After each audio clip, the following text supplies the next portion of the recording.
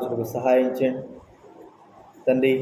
మీ చిత్తాన్ని బయలుపరిచిన దేవుడిని వందనాలు చెల్లిస్తూ మీరే బలపరచవలసిందిగా తండ్రి రావాల్సిన వారు తీసుకురండి, హృదయాల్లో కార్యం జరిగించండి, కనికరించండి తండ్రి. కరెంటు మైకును ప్రభు అందరూ కూడా మీరు స్వాధీనించుకున్నాడు, ఎండవేడిని తగ్గించండి, కనికరించండి. వందనాలు చెల్లిస్తూ కృతజ్ఞతాపూర్వకంగా స్తుతులు చెల్లిస్తూ యేసు నామమున ప్రార్థించి వేడుచున్నాము తండ్రి.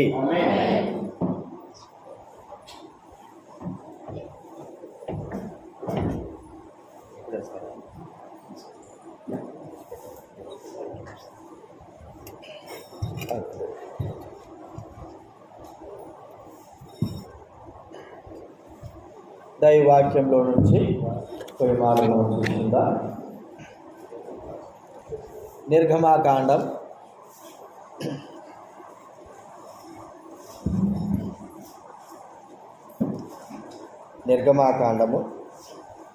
3వ అధ్యాయం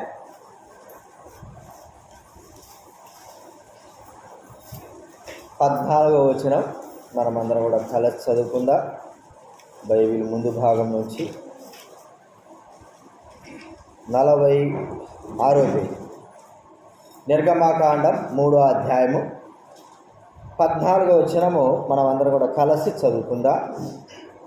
అందుకు దేవుడు, నేను ఉన్నవాడు అనువాడనై ఉన్నానని మోషేతో చెప్పాను, మరియు ఆయన ఉండునను వాడు మీ యొద్దకు నన్ను పంపినని నువ్వు ఇశ్రాయేలుతో చెప్పవలెను. ప్రభువైన దేవుడు ఉన్నాడు. సత్యం అంటూ ఉందంటే అసత్యం కూడా ఉందనేది మనం తెలుసుకోవాలి. కాబట్టి దేవుడంటూ నిజదేవుడంటూ ఉన్నాడంటే నిజము కాని వ్యక్తులు కూడా ఉన్నారు.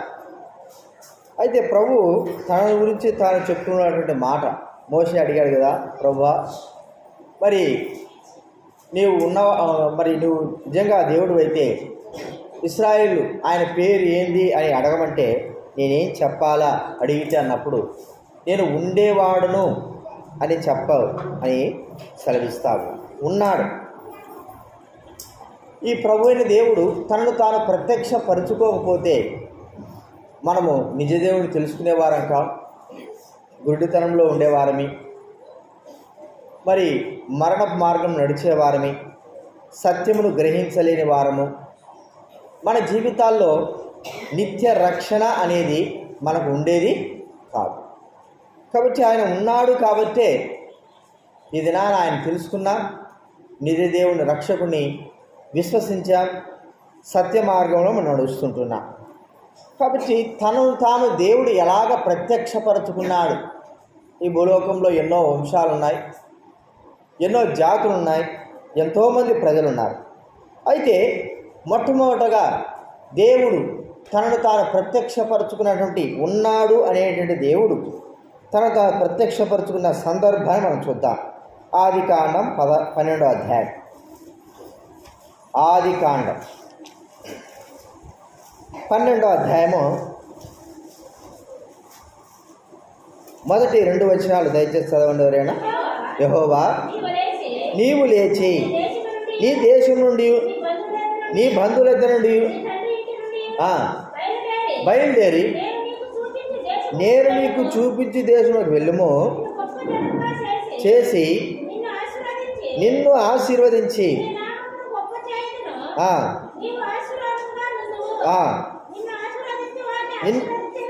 నిన్న చాలు. ఇక్కడ ప్రభువైన దేవుడు మొట్టమొదటగా అబ్రహామునకు ప్రత్యక్షమైన దేవుడు ఉన్నాడు అని తెలుపుకోవడానికి మరి ఒక స్థిరమైనటువంటి విధానం ఏమిటంటే దేవుడు అబ్రహాము ద్వారా తనను తాను బయలుపరుచుకుంటున్నాడు. చూడండి ఇక్కడ ఏమంటున్నా అంటే దేవుడు అబ్రహాంతో మాట్లాడుతున్న సందర్భాన్ని చూస్తుంటున్నాం. అబ్రహాం యొక్క జీవితము మరి ఎక్కువగా మనకు ముందుగా తెలియకపోయినప్పటికీ మొదటగా మెసొపొతేమియా అనేటువంటి ప్రాంతంలో అబ్రహాము నివసిస్తూ వచ్చేవాడు.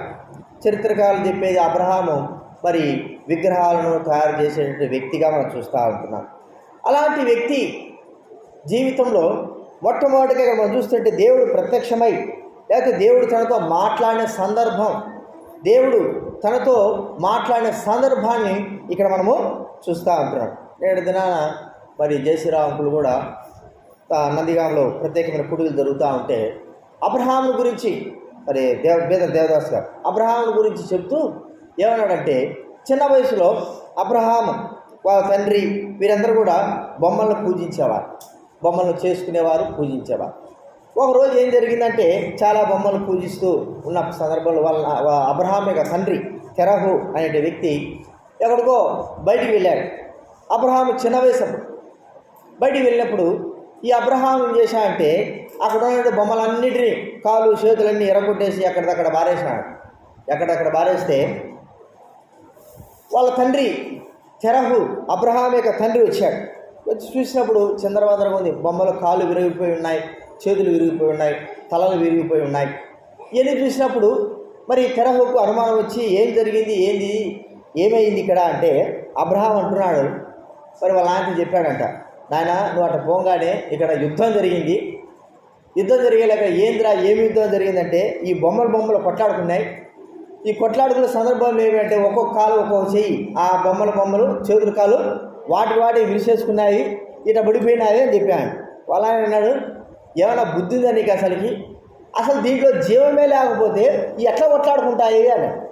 అప్పుడు అన్నాడంట అబ్రహాం చిన్న వయసులో, మరి జీవం లేనివి కొట్లాడితే జీవం ఉన్న దేవుడు నాకు ప్రత్యక్షమైనాడు.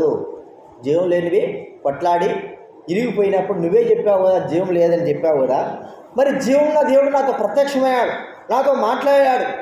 నువ్వు మరి నాకు ప్రత్యక్షమైన నాతో మాట్లాడిన దేవుడి గురించి నేను చెబుతాను. నిజమే, అబ్రహాము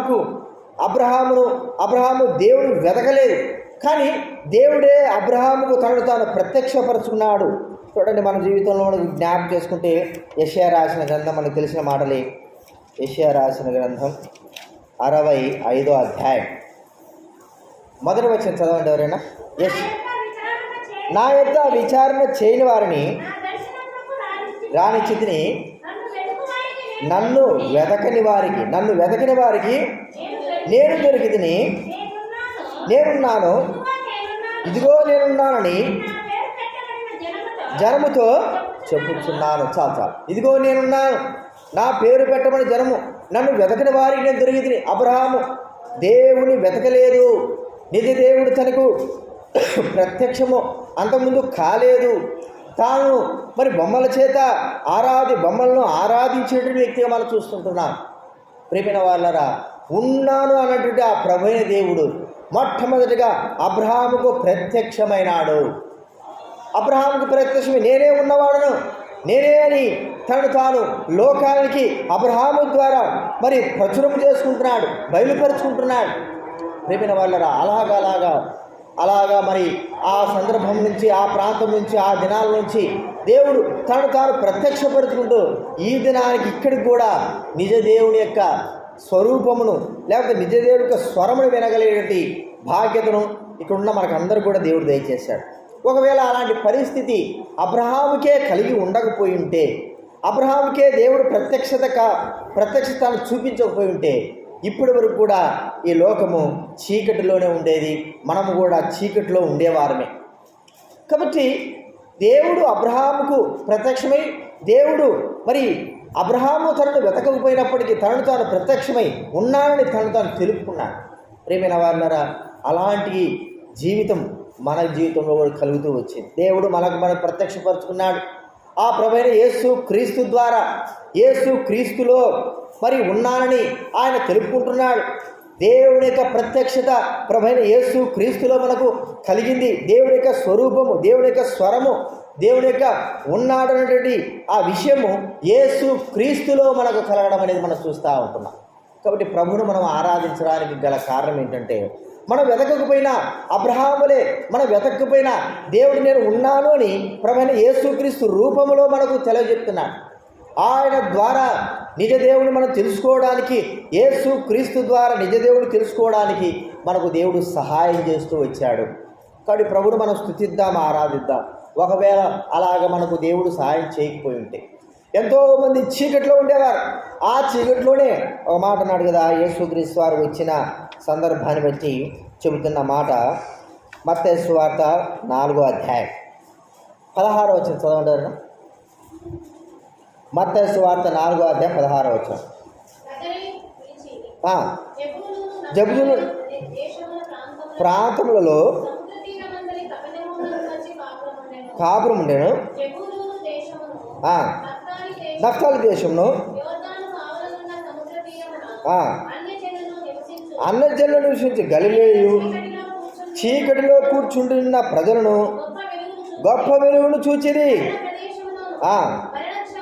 మరణ ఛాయలను వారికి వెలుగు ఉదయించి. ఎక్కడ ఉండాలంటే చీకటిలో కూర్చున్నటువంటి ప్రజలకు, మరణ ప్రదేశంలో కూర్చున్న ప్రజలకు.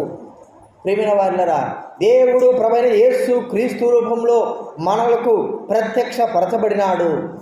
మనం తెలుసుకున్నాం, చీకటిలో నుంచి వెలుగులోకి మనం వచ్చాం. యేసు క్రీస్తుని బట్టి మరణంలోని జీవంలోకి మనం దాటాం, యేసు క్రీస్తుని బట్టి. కాబట్టి ఉన్నాడు అనేటువంటి దేవుడు తన కుమారుడైన యేసు క్రీస్తు రూపంలో, ఆ దినాల్లో అయితే యాకోబు మరి అబ్రహాంతో మరి ప్రత్యక్షంగా ఆయన బయలుపరుచుకున్నాడు. ఈ దినాల్లో అయితే మనకు ప్రభువైన యేసు క్రీస్తు ద్వారా మన తనను తాను ప్రత్యక్షపరచుకున్నాడని మనం చూస్తూ ఉంటున్నాం. కాబట్టి మొట్టమొదటి మనం చూస్తూ ఉంటే వెదకనేటువంటి మనకు అబ్రహాములే తానే వెతికి తన కుమారుడైన యేసు క్రీస్తు ద్వారా మనకు తనను తాను బయలుపరుచుకొని నేను ఉన్నాను, ఉన్నవాడను అనేటువంటి నామాన్ని మనకు ప్రత్యక్షపరిచి ఆయన తను తాను బయలుపరుచుకున్నాం మనం చూస్తున్నాం. అంత మాత్రమే కాదు, చూస్తూ ఉంటే ఆయన ఉన్నాడని ఎలాగ బయలుపరుచుకున్నాడంటే చూడండి, ఆది కాండం 28వ అధ్యాయం 16, 17, 18 చదవండి. యాకోబు నిద్ర తెలిసి నిశ్చయముగా యెహోవా ఈ స్థలమందున్నాడు భయపడి ఈ స్థలం ఎంతో భయంకరము, వేరొకటి కాదు, చాలు, పరలోక గవిని ఇదే, యెహోవా ఈ స్థలమందున్నాడు. రెండోదిగా మనం చూస్తూ ఉంటే దేవుడు మరి పరలోక సంబంధమైనటువంటి తన ప్రత్యక్షతను, తన సంఘం యొక్క ప్రత్యక్షతను, తన యొక్క సన్నిధి యొక్క ప్రత్యక్షతను యాకోబుకు బయలుపరిచిన వాడుగా చూస్తూ ఉంటున్నాం. మొట్టమొదటిగా అబ్రహాముకు తను తాను బయలుపరచుకోవడమే కాదు, రెండవదిగా యాకోబుకు దేవుని యొక్క సంఘ ప్రత్యక్షత, దేవుని సన్నిధి యొక్క ప్రత్యక్షతను బయలుపరిచిన వాడుగా, ఆ సన్నిధిలో ఇది పరలోకపు గవినియే కానీ వేరొకటి కాదు. ఈ స్థలంలో దేవుడు ఉన్నాడు. ప్రియమైన వారులారా, దేవుడు తన సన్నిధిని, తన సంఘాన్ని, తన స్థలాన్ని, తన మందిరాన్ని మన మధ్య బయలుపరిచి మరి ఆయన ఉన్నాడని నిరూపించుకుంటున్నాడు. ఆయన సన్నిధిలో దేవుడు ఉన్నాడు, ఆయన సన్నిధిలో ఆయన ప్రభువు ఉన్నాడు. అందుకే చూడండి, ఒక మాట ఉంది, జకర్యా గ్రంథము 2వ అధ్యాయం, బైబిల్ వెనక మధ్యలో వచ్చి 778 పేజీ, 2వ అధ్యాయము 11 వచ్చింది చదవండి ఎవరైనా. జకర్యా 2, సకల జనులారా,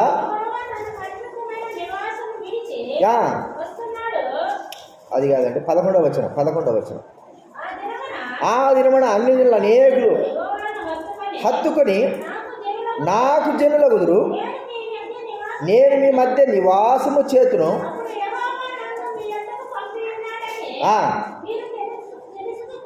మీరు తెలుసుకొందురు. 10వ వచనంలో కూడా, అస్సియో నివాసులారా, నేను వచ్చి మీ మధ్య నివాసము చేతును, సంతోషముగా నుండి పాటలు పాడు, ఇదే యెహోవాకు.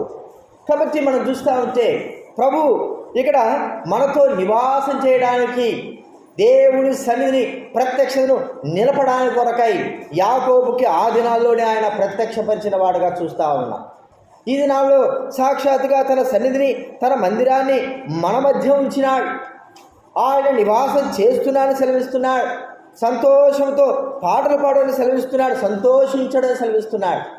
తనను తాను ఉన్నాడు, జీవం కలిగిన వాడు, సజీవుడిని బయలుపరుచుకోవడానికి కొరకై తన సన్నిధిని మన మధ్య ఉంచాడు. ప్రియమైన వాళ్ళ, అబ్రహాముకు ప్రత్యక్షపరచుకోవడమే కాదు, అబ్రహాం సంతానంతో మరి తన సన్నిధిని మరి మన మధ్య ఉంచాడు, ఆయన బయలుపరుస్తున్నట్టుగా మనం చూస్తూ ఉంటున్నాం. నిజంగా దేవుని సన్నిధిలో, దేవుని మందిరంలో దేవుడు నివసిస్తున్నాడు, దేవుడు ఉన్నాడు. ఇది మనం విశ్వాసం ద్వారా దేవుని సన్నిధికి ఇక్కడికి వస్తున్నా అంటే అర్థం ఏంటంటే దేవుడు ఉన్నాడు అనే కదండి. ఒక మాట కదా, హెబ్రీ పత్రిక 11:6 హెబ్రీ పత్రిక 11:6 చదవండి ఎవరైనా. హెబ్రీ రాసిన పత్రిక, విశ్వాసం లేకుండా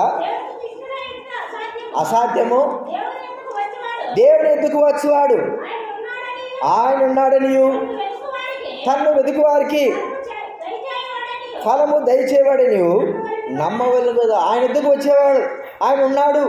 విధంగా మనమందరం కూడా దేవుని సందుకు వచ్చాం, ఆయన ఉన్నాడనే. నిజ దేవుడు ఉన్నాడు, నిజ రక్షకుడు ఉన్నాడు, మా మధ్య ఉన్నాడు. కాబట్టి ప్రభువు మనం స్తుతించి ఘనపరిచి ఆయనను కీర్తన ద్వారా స్తుతిస్తూ వచ్చాము. ప్రియమైన వాళ్ళరా, దేవుడు ఉన్నవాడని రుజువుపరచుకోవడానికి కొరకై తనను తాను ప్రత్యక్షపరచుకోవడానికి అబ్రహాముకు మొట్టమొదటి ప్రత్యక్షమై అబ్రహాము ద్వారా అనేకులకు తాను ఉన్నాడని తన కుమారుడని యేసుక్రీస్తు ద్వారా బయలుపరుచుకున్నాడు. అంత మాత్రమే కాదు, యాకోబుతో మనం చూస్తూ ఉంటే దేవుని యొక్క ప్రత్యక్షత ఉండాలని, దేవుని సన్నిధి నేను మీ మధ్య నివసిస్తున్నానని ఆయన బయలుపరుచుకున్నాడు. ప్రియమైన వాళ్ళరా, తన సన్నిధిని, తన మందిరాన్ని, తన సన్నిధి మనకు ఉంచి నేను ఇక్కడ ఉన్నాను, సజీవుడిగా ఉన్నాను, నేను నిజదేవుడి నిజరక్షకుడైన రుజువుపరుచుకున్నవాడుగా మనం చూస్తూ ఉంటున్నాం. అందుకే మనం ఇక్కడికి వచ్చాం, అందుకే మనం ఇక్కడ ఉన్నాం, ఎందుకంటే దేవుని సన్నిధి ఉందని. కాబట్టి గుర్తించుకుందాం, దేవుడు తాను ఉన్నాడని బయలుపరుచుకోవడానికి కొరకై. ఇంకొక మాట మనం చూస్తూ ఉంటే అపోస్తుల కార్యాలు 4వ అధ్యాయం.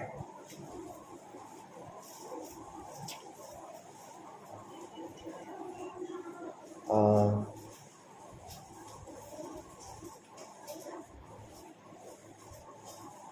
23 నుంచి చదవండి ఎవరైనా. వారు విడుదల నుండి ప్రధాన యాజకులను పెద్దలను నన్నిటినీ వారికి తెలిపిరి, వారు విని ఏకముగా చాలు. ఆ తర్వాత చూడండి 31వ వచనం చదవండి. వారు ప్రార్థన చేయగానే కంపించెను.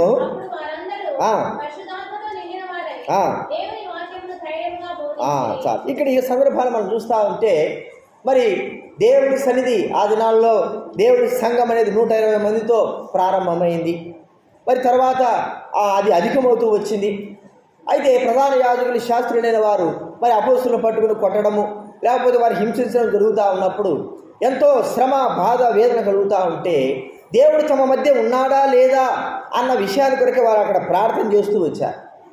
ప్రార్థన చేస్తున్నప్పుడు దేవా, నువ్వు మరి నీ యొక్క పరిశుద్ధాత్మ నోట ద్వారా పలికించినావు కదా, నీవు వాక్యాలను సెలవిచ్చావు కదా, నీ కుమారుడు తీసుకొచ్చావు కదా, మా మధ్య నీ సన్నిధి ఉంచావు కదా, మరి ఇక్కడ దొరుకుతున్న పరిస్థితులు ఏమిటి అని వారు ప్రార్థన చేస్తే దేవుడు అక్కడ ఏం చేశాడండి, వారు ప్రార్థన చేయగానే వారు కూడిన చోటు కంపించాడు. అంటే ప్రభు అక్కడ నిలిచి ఉన్నాడు, అక్కడ నేను ఉన్నానని ధైర్యం చెప్తూ ఉన్నాడు, నేను నివసిస్తున్నానని అక్కడ మరి వారికి రుజువుపరుస్తూ ఉంటున్నాడు.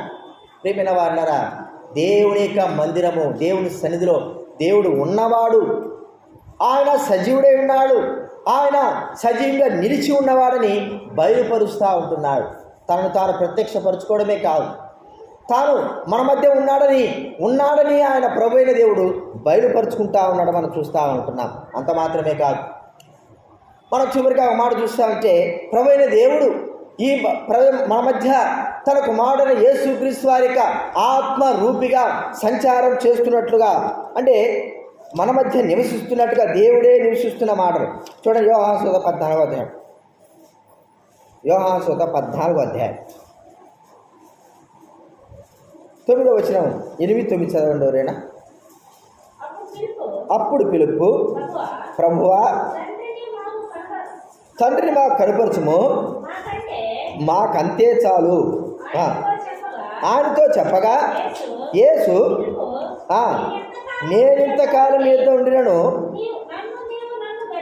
నీవు నన్ను ఎరగవా, నన్ను చూచినవాడు తండ్రి చూచి ఉన్నాడు కనుక ఏలా చెప్పుచున్నావు. చాలు ఇక్కడ ఫిలిప్పుకి అనుమానం వచ్చింది, ప్రభువా మాకు తండ్రిని చూపించు, తండ్రిని మేము చూడాలా, తండ్రి ప్రత్యక్షమైన చూడాలా అని అన్నప్పుడు ప్రభు అయిన దేవుడు అంటున్నాడు, ఫిలిప్పు నేను ఇంతకాలం మీ మధ్య ఉన్నా, నువ్వు నన్ను ఎరుగువా, నన్ను చూసినవాడు దేవుడు చూశాడు. దేవుని స్వరూపం కలిగిన క్రీస్తు, దేవుడే మానవుల మధ్య నివసిస్తున్నటువంటి క్రీస్తు రూపంలో ఉన్న దేవుడు. ప్రియమైన వాళ్ళారా, దేవుడు ఎలాగ ప్రత్యక్షపరుచుకున్నాడు? తాను నిజంగా లోకంలో విశ్వంలో తాను ఉన్నాడని ప్రత్యక్షపరచుకోవడానికి ఆ దినాల్లో ఇశ్రాయేలుకు కూడా దేవుడు చూసేటువంటి అవకాశం ఉంది. దేవుడు అన్నాడు, నన్ను చూసినవాడు ఎవడు కూడా బతకడం కూడా. మరి అలాంటి పరిస్థితుల్లో అసలు ఉన్నాడా లేదా అనేటువంటి అనుమానం చాలామందికి కలుగుతుంది కదా. ఉన్నాడా లేడా, ఉంటే కనపడాలి కదా.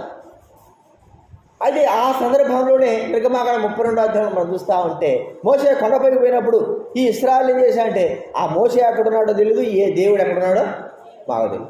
కాబట్టి మాకు కనబడే ఒక స్వరూపం కావాలా.